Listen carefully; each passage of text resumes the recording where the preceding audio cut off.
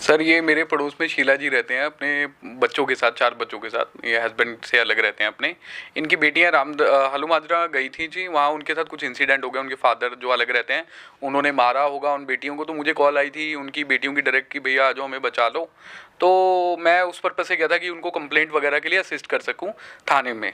तो सर मैं जैसे ही वहाँ पहुँचा हलूमाजरा में, वहाँ पे बेटियों से पूछा आप किधर हैं, तो बोले पुलिस मेरे पापा को और हमें ही लेकर आ रही है। जैसे ही पुलिस वाले अपने थाने में गाड़ी लेकर पहुँचे तो लड़कियाँ जैसे गाड़ी से उतरती हैं तो मेरे पास दौड़ती हुई आती हैं, भैया बचा लो, ये पुलिस वाले हमें मारने की बात कर रहे हैं। मतलब कि पुलिस वालों ने बोला था कि आपको तुम पहुँचो थाने चलो, तुम्हें मैं लेडी कांस्टेबल से अभी तुम्हारी पिटाई करवाता हूँ। इसलिए घबरा गई थी बेटियाँ।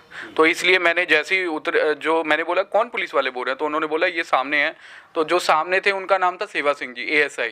तो उतरे, मैंने कहा सर बच्चियाँ हैं तो आप ऐसा बोल रहे हो, डर जाएंगी और पहले से डरी हुई हैं। तो वो और ज़्यादा बोल्ड हो गए, तू कौन है? मैंने कहा सर मेरे साथ मतलब सर प्लीज़, मैं बड़ा मतलब इनको असिस्ट करने आया हूँ, बड़ा आराम से बात कर रहा हूँ। वो एकदम तेज़ी से मेरे साथ है। पहले तो उन्होंने मेरे को बहुत तेज़ हाथ मारा और उन्होंने ऐसे सर्कमस्टेंस क्रिएट किए कि ऐसा लग रहा है कि मैं झगड़ रहा हूँ उनसे, जबकि मैं उनसे झगड़ भी नहीं रहा था। उन्होंने जैसे ही मोड़ा मारा, मैंने अपने फ्रेंड को बोला कि जल्दी से वीडियो बना। उन्होंने मेरे फ्रेंड को भी मारना शुरू कर दिया और मारते मारते अंदर ले गए और हमारे फ़ोन छीन लिए। फ़ोन छीनने के बाद वो एक तो सेवा सिंह जी थे, 3 लोग और थे, उनको बोला कि जब तक मैं मना ना करूँ इनको मारते रहो। तो वो नॉन स्टॉप सर हमारी पिटाई करते रहे। मैंने उनको बीच में ये भी बोला कि आपने अब जितना मारना मार लो, जैसे मैं इस कमरे से निकलूंगा तो आपके खिलाफ बहुत कड़ी मतलब कार्रवाई करवाऊंगा। तो और ज़्यादा चिढ़ गए, कह रहे तेरे जैसे 10 आते हैं 10 जाते हैं, 10 को मैं रोज़ मारता हूँ यहाँ पे, और तूने डॉक्टर के पास जाना हो, जज के पास जाना हो, कहीं पर भी जाना हो, तू जा, प्रशासन हम ही है और जो हम बोलेंगे वही होगा। वो डायरेक्टली सर बहुत he is very strict person, और मेरे को मानसिक तौर पे वो ठीक नहीं लग रहे थे। और सबके सब ऐसा लग रहा था कि किसी ने मतलब सूखा नशा किया हो, सबके सब ऐसे थे। तो उनका मेडिकल भी नहीं हुआ है सबका, तो सबने नॉन स्टॉप मारा सर। मेरी पीठ में कुछ मेरा ट्रीटमेंट चल रहा है L4 L5 का, पिछले दिसंबर से चल रहा है सर, 2024 से। मेरी डिसलोकेट हो गई थी, तो मैंने उनको मना किया कि मेरी पीठ पे मत मारो प्लीज़, इसका ट्रीटमेंट चल रहा है। बोलते तेरा ट्रीटमेंट तो अब हम करते हैं। उन्होंने वहाँ पर मेरे 5 मुक्के मारे, डंडे से मारा, जो उनको दिखा, अंधाधुंध मारा। एक तो होता है कि कोई थोड़ा सा देख कर मारता है, मतलब ऐसा मारने की कोशिश कीजिए पूरी तरह से। फिर जब थोड़ी देर बाद वो रुके, मैं अनकॉन्शियस होके गिर गया। फिर मैं जब गिरा फिर मारा। मेरे साथ जो लड़का था उसने बताया सर इसकी L4 L5 का काम चल रहा है, इसका ट्रीटमेंट चल रहा है, आप इसको मत छेड़ो।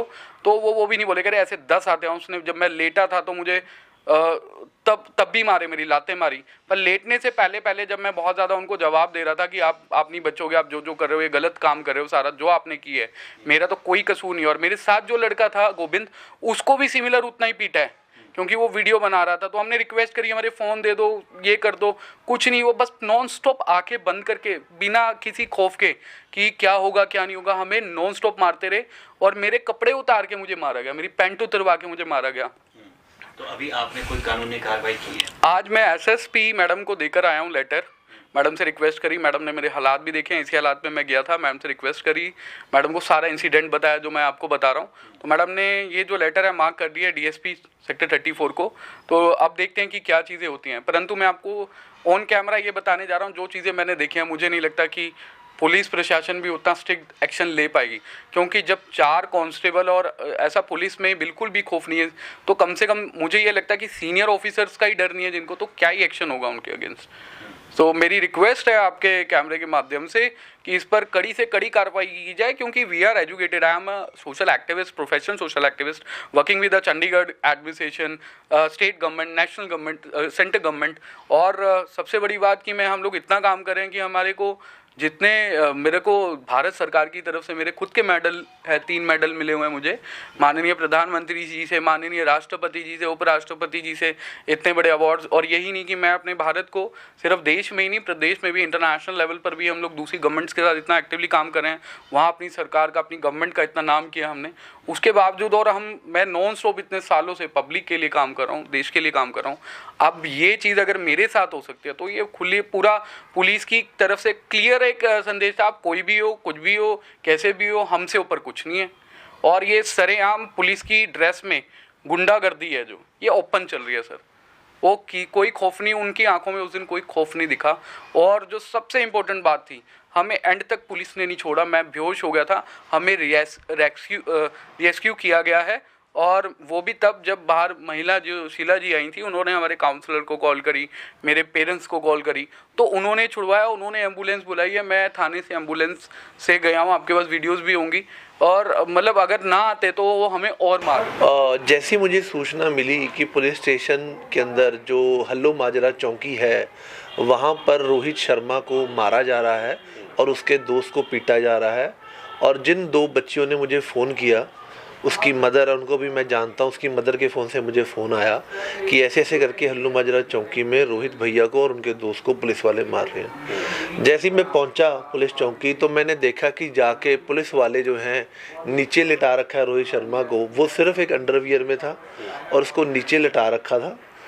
और जिस हिसाब से हमने उससे बात की, उसने मुझे बताया कि हमें पुलिस वालों ने बहुत मारा, डंडों से पीटा है और ऐसी जगहों पे मारा है ताकि निशान ना आए। लेकिन फिर भी कुछ निशान जो हैं वो आगे थे। जब आपने वो फ़ोटो देखी जो वायरल हुई हैं तो पता चला है। और अभी आप जो हम अखबार में पढ़ रहे हैं कि पुलिस वालों की तरफ से एक बयान आया था कि उसके अंदर पुलिस वाला कह रहा है कि मेरी वर्दी इन्होंने फाड़ी। तो मैं 3 घंटे, कम से कम 3 घंटे, जब मुझे सूचना मिली मैं वहाँ पर पहुँचा, मैं 3 घंटे थाने में रहा हूँ, उस चौकी में रहा हूँ।